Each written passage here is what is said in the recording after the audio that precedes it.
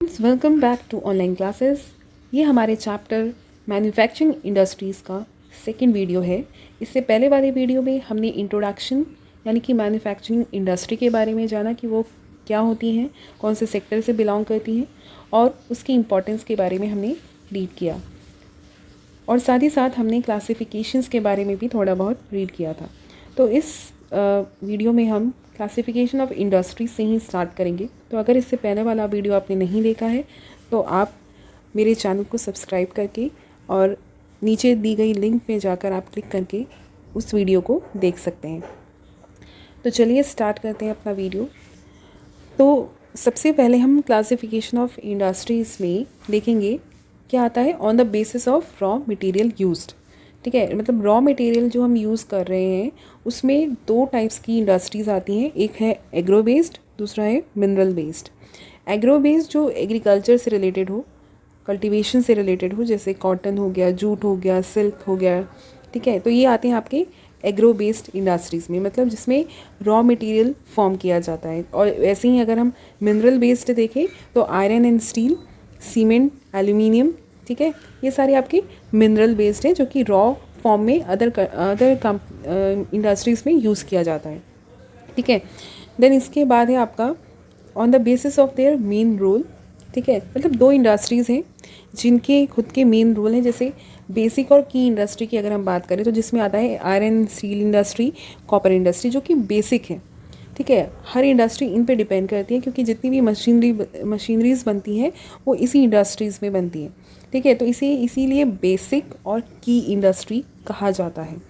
ठीक है, मतलब ये इंडस्ट्रीज़ वो हैं जो डायरेक्ट कंज्यूमर उसे यूज़ नहीं कर रहा है बल्कि अदर कंट्रीज़ में अदर इंडस्ट्रीज़ में उसको यूज़ किया जा रहा है। ठीक है, नेक्स्ट है कंज्यूमर इंडस्ट्रीज़ में कौन से आते हैं, जैसे शुगर हो गया, टूथपेस्ट हो गया, मतलब ये जो भी आप रेगुलर यूज़ कर रहे हो चीज़ों को, जो कस्टमर यूज़ कर रहा है, ठीक है, जो फॉर्म फाइनल गुड बन के आ रहा है, वो होते हैं कंज्यूमर इंडस्ट्रीज़। ठीक है, तो बेसिक इंडस्ट्रीज़ जो बड़े बड़े मशीन्स बनाते हैं, ठीक है, वो हो गए। और कंज्यूमर इंडस्ट्री जो फाइनल गुड्स बनकर तैयार होता है, ठीक है, ये इन मशीन्स के ज़रिए, वो होते हैं आपके कंज्यूमर इंडस्ट्रीज़। देन इसके बाद है आपका on the basis of capital investment. अगर हम कैपिटल इन्वेस्टमेंट की बात करें तो इसमें दो तरह के इंडस्ट्रीज़ हैं। एक है स्मॉल स्केल, दूसरा है large scale industries. Small scale industries वो होती हैं जो 1 करोड़ तक इन्वेस्ट करती हैं। ठीक है, मतलब इंडस्ट्री को चलाने के लिए, मतलब हमने स्टार्टिंग में 1 करोड़ इन्वेस्ट किया। जैसे छोटी मोटी अगर आप इंडस्ट्रीज़ देखो, जैसे मैच बॉक्सेस हो गए, ठीक है, छोटी छोटी जो इंडस्ट्रीज़ होती हैं ये आते हैं स्मॉल स्केल में। और जैसे लार्ज स्केल की अगर हम बात करें तो उसमें मोर देन 1 करोड़ होता है। ठीक है, जैसे आपका कोका कोला हो गया और पेप्सी हो गया, ये सब जो है बड़ी बड़ी कंपनीज़ हैं, तो इनमें ज़्यादा पैसा इन्वेस्ट किया जाता है। ठीक है, इसके बाद है on the basis of ownership. अगर हम ओनरशिप की बात करें तो इसमें क्या आता है, पब्लिक, प्राइवेट और कॉपरेटिव, 3 टाइप्स के आपकी इंडस्ट्रीज़ आती हैं। पब्लिक इंडस्ट्रीज़ में कौन से आते हैं, जो कि own and operated by government agency, मतलब जो गवर्नमेंट जिस कंपनी को चला रही है, इंडस्ट्री को चला रही है, एजेंसी, गवर्नमेंट एजेंसीज जिसको चला रही है, जैसे भेल हो गया, सेल हो गया, जो हम नवरत्न कहते हैं। ठीक है, इंडिया की नवरत्न जो कंपनी है वो सब कौन चलाती है, गवर्नमेंट एजेंसीज चलाती हैं। ठीक है, और प्राइवेट ओन मतलब जिसको कोई भी इंडिविजुअल या ग्रुप ऑफ इंडिविजुअल जिसको ऑपरेट कर रहा है या फिर उसे चला रहा है, तो उसको हम क्या कहेंगे, प्राइवेट इंडस्ट्री, जो जैसे कि टिस्को है, ठीक है, टाटा एंड स्टील है। देन इसके बाद आता है कॉपरेटिव। कॉपरेटिव जो है इसको ओन एंड ऑपरेट कौन करते हैं, producer and supplier of raw material, चाहे वो वर्कर हो गए। जैसे फार्मर्स की भी अगर हम बात करें तो फार्मर्स की भी कॉपरेटिव सोसाइटीज़ हैं जो आपस में ही मिलके 10-15 लोग जो हैं इस सोसाइटी को जनरेट करते हैं ताकि वो एक दूसरे की हेल्प कर सकें। ठीक है, देन इसके बाद आता है रॉ मटेरियल के बेसिस पे। रॉ मटेरियल के बेसिस पे अगर हम बात करें तो इसमें क्या आता है, लाइट इंडस्ट्री और हैवी इंडस्ट्रीज़। लाइट इंडस्ट्रीज़ जिसमें लाइट रॉ मटेरियल्स यूज़ किए जाते हैं, मतलब हल्के रॉ मटेरियल्स जो हैं वो यूज़ किए जाते हैं, जैसे इलेक्ट्रिक गुड्स हो गया आपका। ठीक है, और अगर हम हैवी इंडस्ट्री की बात करें तो जिसमें हैवी मटेरियल्स यूज़ किए जाते हैं, जैसे आयरन हो गया, स्टील हो गया, ये सारी जो हैं किस में आते हैं, raw material, on the basis of raw material industries में। ठीक है, क्लियर है। देन इसके बाद आता है आपका एग्रो बेस्ड इंडस्ट्रीज़ में, जो हमने स्टार्टिंग में ही बात की थी, उसमें कौन कौन सी इंडस्ट्रीज़ आती है, उसमें क्या काम होता है, हम वो जान लेते हैं, उसके बारे में थोड़ा हम डिटेल में जान लेते हैं। देखो, एग्रो बेस्ड इंडस्ट्रीज़ क्या होती हैं, जो एग्रीकल्चर रॉ मटेरियल जो है प्रोड्यूस करती, ठीक है, उसे हम एग्रो बेस्ड इंडस्ट्रीज़ कहते हैं। जैसे शुगर इंडस्ट्री हो गई, कॉटन टेक्सटाइल हो गया, सिल्क टेक्सटाइल हो गया, तो ये सब क्या है, एग्रो बेस्ड इंडस्ट्रीज़, क्योंकि इसमें जो है एग्रीकल्चर के थ्रू जो है रॉ मटेरियल प्रोड्यूस किया जाता है। कॉटन जो है वो हम प्रोड्यूस करते हैं, ठीक है, शुगर केन प्रोड्यूस करते हैं, जिससे शुगर फॉर्म होता है। तो ये सब किस में आते हैं, एग्रो बेस्ड इंडस्ट्रीज़ में। तो इसमें सबसे पहला है कॉटन टेक्सटाइल। कॉटन टेक्सटाइल जो है, अगर हम फर्स्ट कॉटन टेक्सटाइल की बात करें तो वो कहाँ सेटअप हुआ था, मुंबई में 1854 में, ठीक है। और अगर हम एंशियंट इंडिया की बात करें, मतलब पुरानी इंडिया की बात करें, तो उसमें hand spinning, handloom weaving technique जो है वो यूज़ किए जाते थे। मतलब ज़्यादातर जो है हैंड मशीन्स यूज़ किए जाते हैं, जो हाथ के ज़रिए ही ज़्यादा काम होता था, ठीक है। और 18वीं सेंचुरी में पावर लूम्स आए, मतलब थ्रू इलेक्ट्रिसिटी जो है यूज़ होने लगा, इलेक्ट्रिसिटी का यूज़ होने लगा। इस जो हैंडलूम का जो है वो पावर लूम में कन्वर्ट हो गया, ठीक है। मतलब हाथ का यूज़ ज़्यादा ना होकर मशीन्स का यूज़ होने लगा।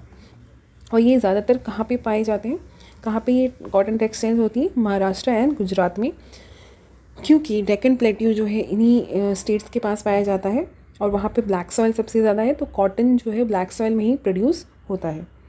और हमारा इंडिया का कॉटन जो है वो बहुत सारी कंट्रीज़ में, यूएसए, फ्रांस, जर्मनी में है, फेमस है, और यहाँ से एक्सपोर्ट किया जाता है, ठीक है।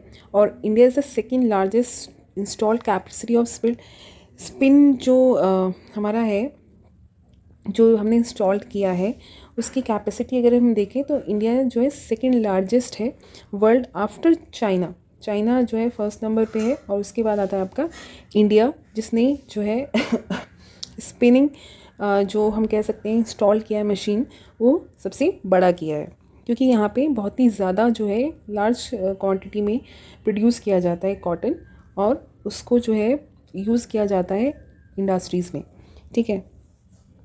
देन क्या क्या चैलेंजेस जो हैं वो फेस करने पड़ रहे हैं कॉटन टेक्सटाइल इंडस्ट्रीज़ को।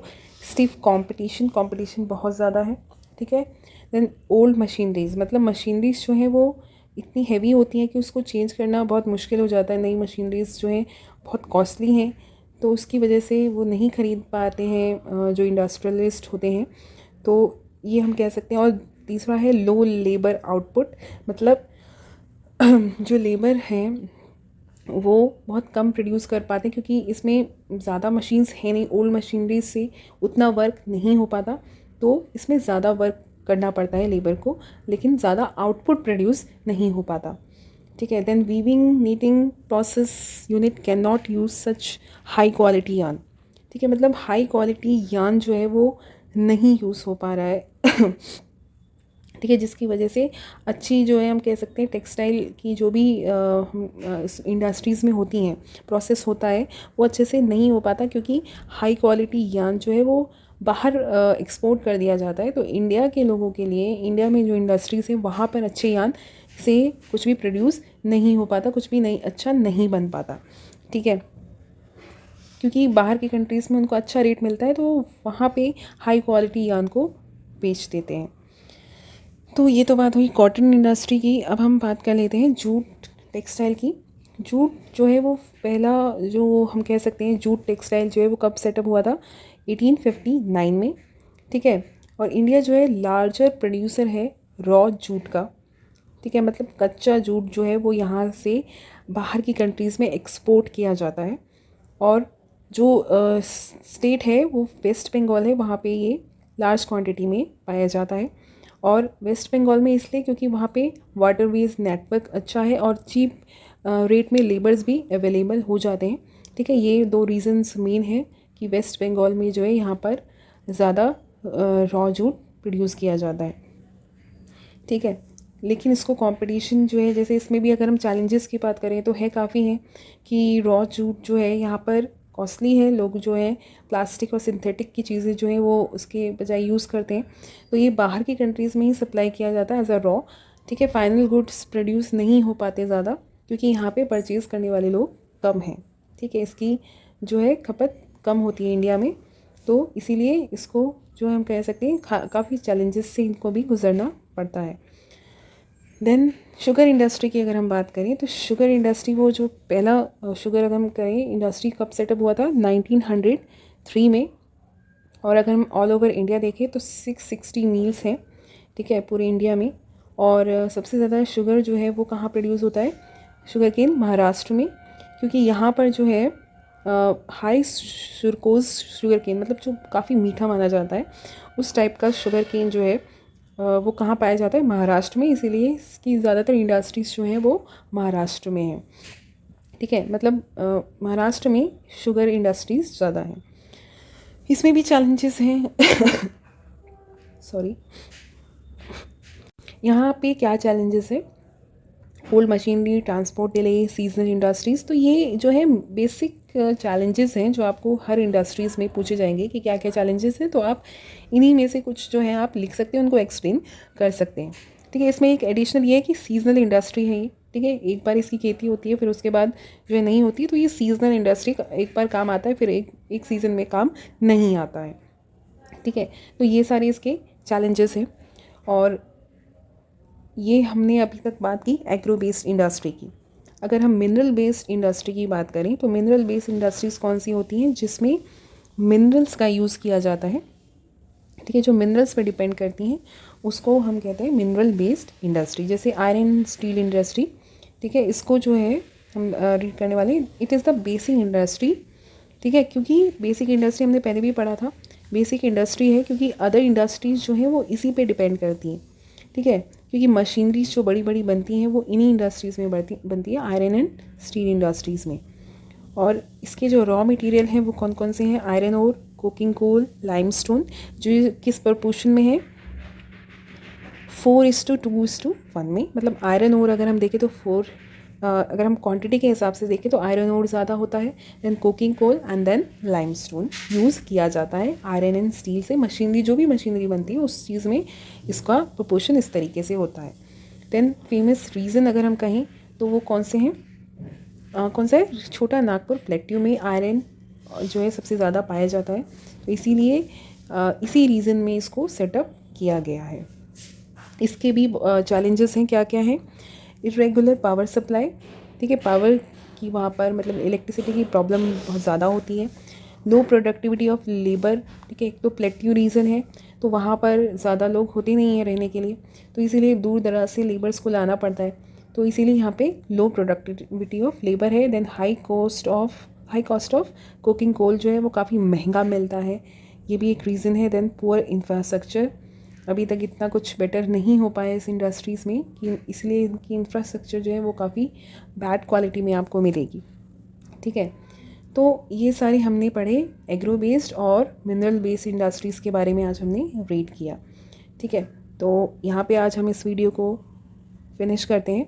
अगर आपको कोई डाउट हो तो आप कमेंट सेक्शन में पूछ सकते हैं, और अगर ये वीडियो पसंद आए तो आप इसे लाइक करें, मेरे चैनल को सब्सक्राइब करें, और हाँ, बेल नोटिफिकेशन पाने के लिए आप बेल आइकन को प्रेस करना मत भूलिएगा, ताकि आपको टाइम टू टाइम वीडियो की नोटिफिकेशंस मिलती रहें। Thank you.